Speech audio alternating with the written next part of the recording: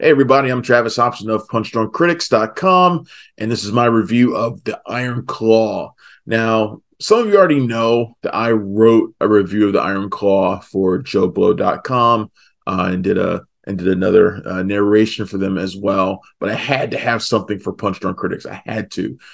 Most of you already know this has been my most anticipated movie of 2023 for obvious reasons. If you've been reading the site for any length of time, you also know that I am a gigantic professional wrestling fan.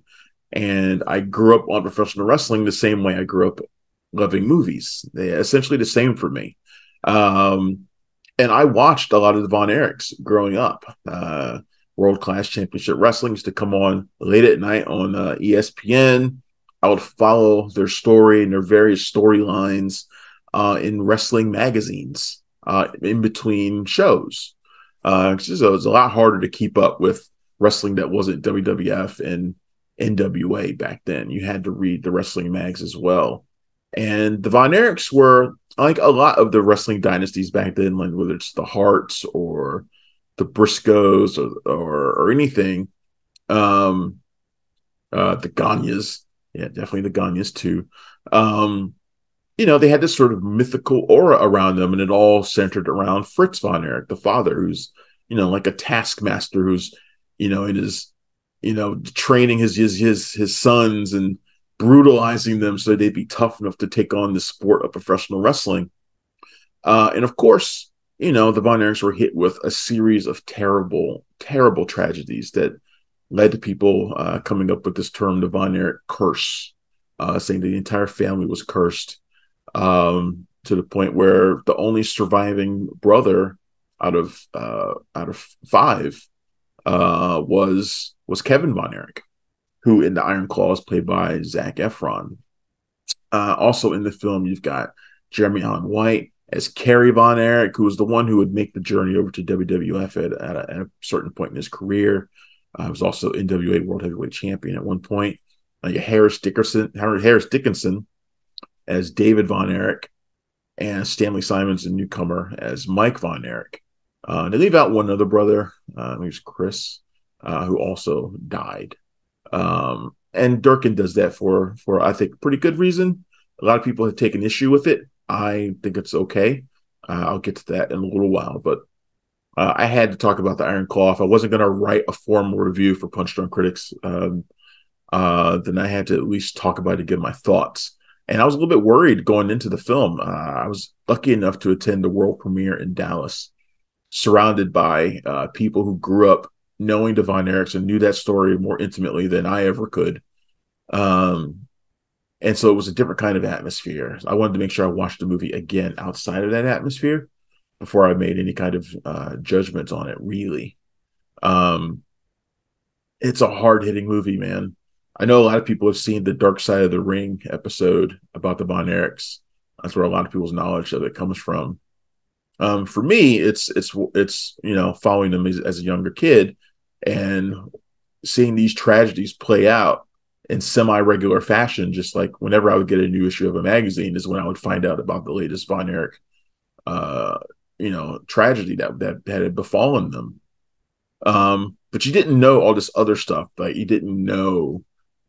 You knew how the Von Erich boys were close together, but you didn't know about their home life and things like that. You didn't know what they went through. You didn't know the way Fritz would treat them, how he would rank them at certain points. And Fritz, played by Holt McCallany in the film, is a rugged man's man, tough as nails. Comes from a totally different generation, especially both as a father and as a professional wrestler, in which the way you got your spot, you kept your spot in professional wrestling was by proving that you were tougher than everybody else. I mean, literally tougher, like real fights, working through injuries that would cripple most people. Because if you ever took any time off, it would show that you were weak, and you would lose your spot. And that happened to a lot of people in professional wrestling, and a lot of wrestlers could never get over it, which is why a lot of wrestlers would die young, mostly from suicide.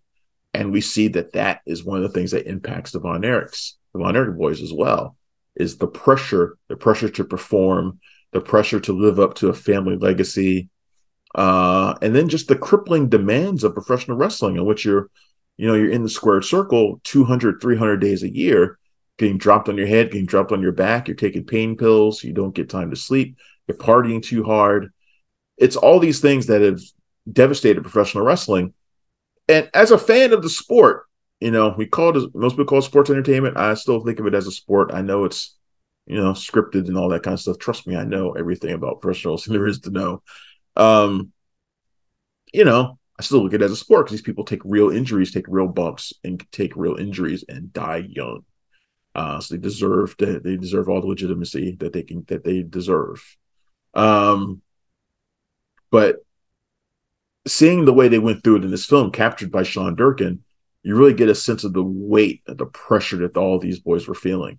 But I think more than anything else, Durkin, who was clearly a fan of professional wrestling and wanted to tell this story as authentically as possible, mainly gets across the unique brotherhood between these four and how they were all so very different, but they all complemented one another in different kinds of ways. You had Kevin, who was like the most reliable brother, right? He's like the one who could be counted on to live up to the family legacy, to do what he was told, to be a leader. You had Kerry, who was super athletic, but kind of a hothead as well. You had David, who was, I think, what I remember at the time, people considered David to be the most naturally gifted of the Von Erichs, not just physically, but in terms of like his charisma and his showmanship. He just had everything. And it's like when he passed away, there's still a lot of controversy over how he died. People still, have their theories on what really killed him. I've turned to believe the most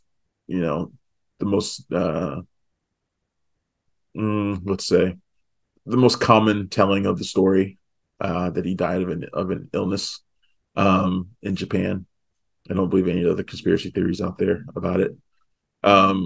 When he died, it's like the dominoes toppled over, and like the whole family couldn't sustain it without him. And then you had Mike Von Erich, who has a true artist's soul, but being an artist, a musician in his case, isn't the kind of thing that makes you look strong in a Von Erich household. And he takes a lot of the brunt of Fritz's punishment and insults, and it becomes a lot for him to bear. But I really appreciated that aspect of it, that Durkin set out to tell this story of brotherhood, of sibling love. And I thought it made it so that this movie was not just about the tragedies that befell the Von Erichs. I think that's important to get across. Yes, we know what happens to them, and the things that happen to them are devastating. And it makes this movie really hard to watch at times. Like, even as someone who loves professional wrestling, and, I can't sit here and tell you that I'm going to want to sit here and watch the Iron Claw multiple times. I don't know when's the next time I'll feel like watching it again. I just don't see it. And for a casual viewer, I can't imagine any of them wanting to watch it more than once. It's just a really hard film to watch. But Durkin gets it. He gets the story. He gets the legacy. He gets all that stuff. He gets it, and he makes it into a package that feels like no other wrestling movie we've ever seen. Not even The Wrestler. I love the way he shoots the action, and this is so critical to me because professional wrestling, it's not all the same, right? The way that World Class Championship Wrestling, which is Texas-based, did their in-ring action is not the same as the way WWF did their action. It's not the same as Lucha Libre. It's not the same as WCW's action. It's gritty. It's scrappy. It's just different. It feels different. The Von Erichs were special. They brought a lot of athleticism and high flying and a lot of rock star showmanship.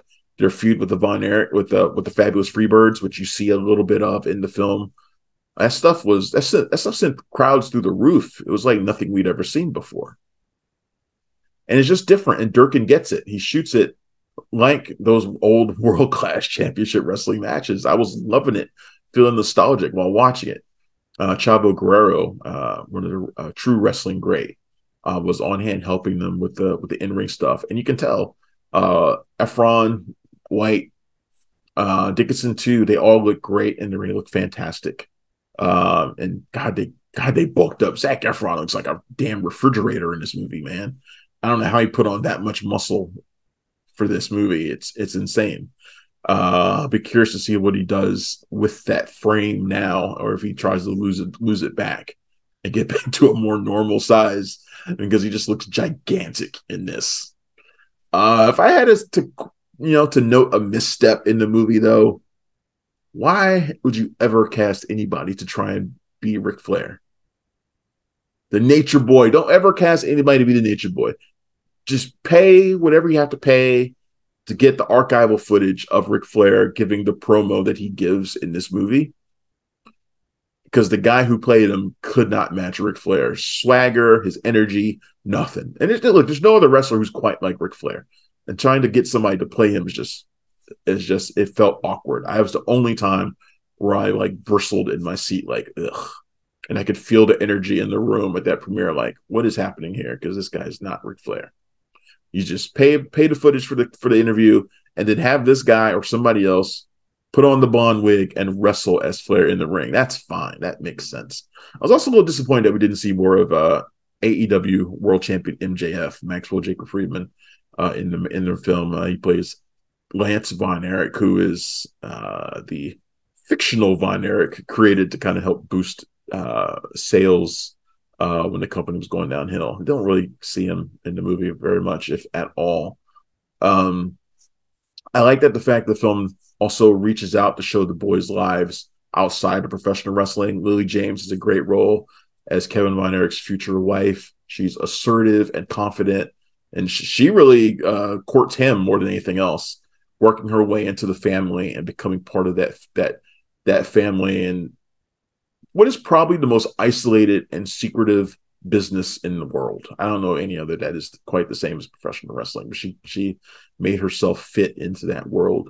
And I really like Maura Tierney as well as the Von Erich matriarch, Doris. She's really great. I've always been a big fan of hers.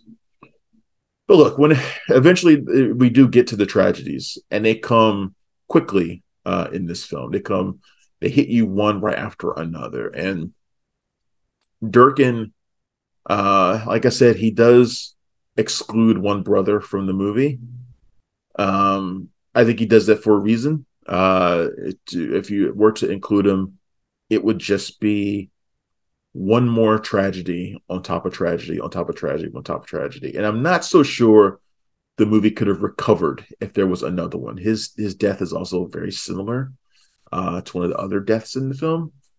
And I think you run the risk of making the Von Erich tragedies lose all sense of meaning if you just pile on too many, and have them to have too many that kind of feel similar, feel like they have a similar impact. And I think that would have been a mistake to include it. I know it's not, it's not perfect because you kind of want the full story, but I think Durkin made the right choice there by doing that. But look, The Iron Claw is an incredible movie. It's a powerhouse film.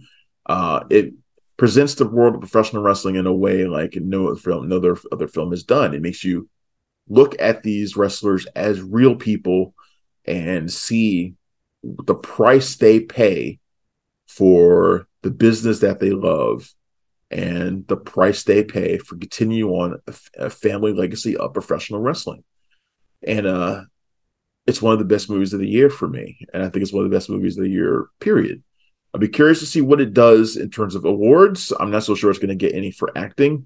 If it was, Zac Efron would probably be the top of the list for that. I also really like Lily James and supporting.